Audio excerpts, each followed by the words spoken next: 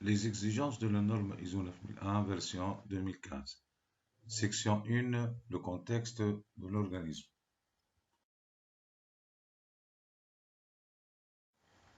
Structure de la norme ISO 9001-2015. Chapitre 1. Domaine d'application. Chapitre 2. Références normatives. Chapitre 3. Termes et définitions. Chapitre 4. Contexte de l'organisme. Chapitre 5. Leadership. Chapitre 6. Planification. Chapitre 7. Support. Chapitre 8. Réalisation des activités opérationnelles. Chapitre 9. Évaluation des performances. Et chapitre 10. L'amélioration. Les avantages de la norme ISO 9001-2015. Aider l'organisme à améliorer ses performances globales. Aptitude de l'organisme à fournir des produits et des services conformes aux exigences des clients et aux exigences légales et réglementaires. Plus grande opportunité d'amélioration de la satisfaction du client. Prise en compte des risques et des opportunités. Compréhension de l'organisme et son contexte. Quelles sont les exigences de la norme pour cette partie? Donc, il faut déterminer les enjeux, surveiller et revoir les informations relatives aux enjeux, internes et externes, bien sûr. Exemple des enjeux, on vous donne par exemple l'environnement social, c'est un enjeu externe. Aussi les enjeux découlant du changement climatique et la réglementation aussi, ce sont des enjeux externes. Pour les enjeux internes, on trouve par exemple la performance et les ressources. La solution pratique proposée est d'établir une analyse SWOT et les orientations stratégiques de l'organisme. Les orientations stratégiques, ce sont bien sûr les objectifs à long terme. Voici un exemple d'une analyse SWOT. Force, expérience et compétences du personnel, faiblesse, monoproduit, opportunité, la qualité du concurrent inférieur, menace, perte du monoclient. La stratégie ou bien l'orientation stratégique, formation, prospection, diversification des produits et augmentation du prix.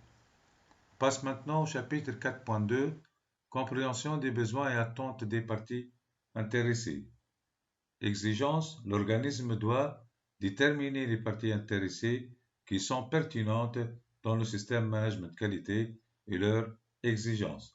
Surveiller et revoir les informations relatives à ces parties intéressées et à leurs exigences. La solution pratique proposée est d'établir un tableau d'identification des parties intéressées.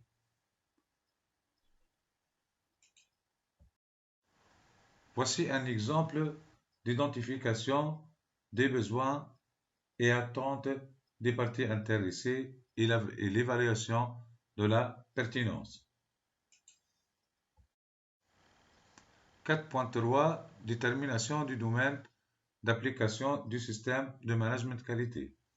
L'organisme doit déterminer les limites d'applicabilité du système de management de la qualité afin d'établir le domaine d'application sous forme d'une information documentée.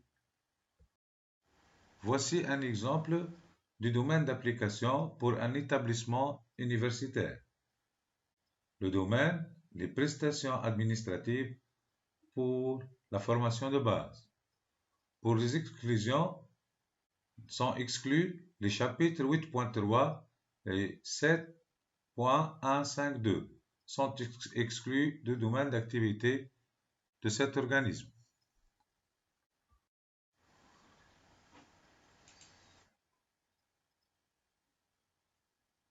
4.4 Système de management de la qualité et ses processus. Exigence de la norme.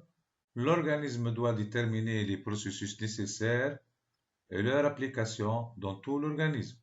La solution pratique proposée est d'établir le résumé du système dans un manuel qualité et une cartographie des processus. Exemple d'une cartographie des processus. Dans la famille réalisation, on peut trouver par exemple le processus conception et développement et le processus contrôle qualité.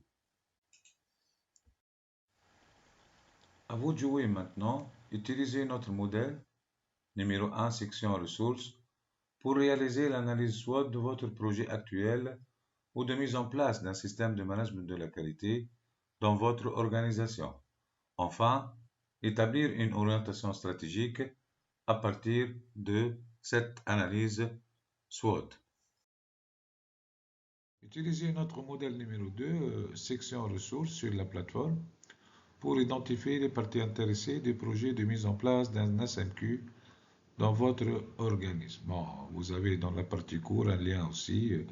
Vous pouvez télécharger le modèle, que ce soit sur la plateforme ou à travers un lien dans le cours PDF. Exercice 3. Établir un modèle de la cartographie des processus de votre organisme ou établissement. Voir modèle 3 dans la partie ressources sur la plateforme, ou bien vous pouvez télécharger un modèle à partir du cours. Bien sûr, il faut identifier les processus de management, les processus support et les processus de réalisation. Merci pour votre attention et à la prochaine section.